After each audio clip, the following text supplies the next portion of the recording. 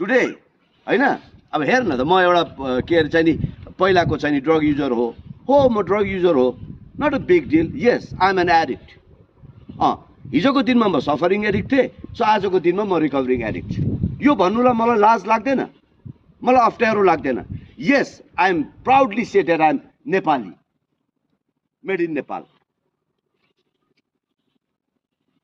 बुझ्नु भएन मैले भन्नु खोजेको?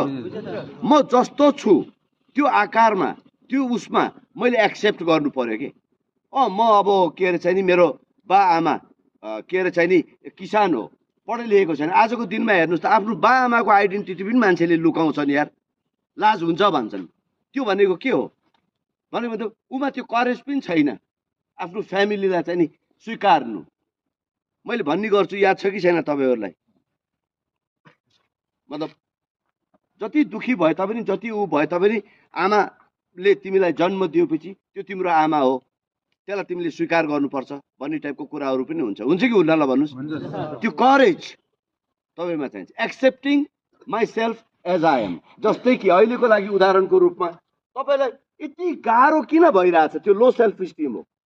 हाम्रो मित्र एकजना देखिराख्नु भएको छ, छिनमै यता भाग्नुहुन्छ, छिनमै उता भाग्नुहुन्छ, छिनमै यता लुक्नुहुन्छ, छिनमै उता लुक्नुहुन्छ। सकेसम्म उहाँलाई सबै कुरा घरबाट आइदियोस्, आफूले भनेको जस्तो होस्, मनमानी होस्, प्याम्पर्ड चाइल्ड भएर बसन्।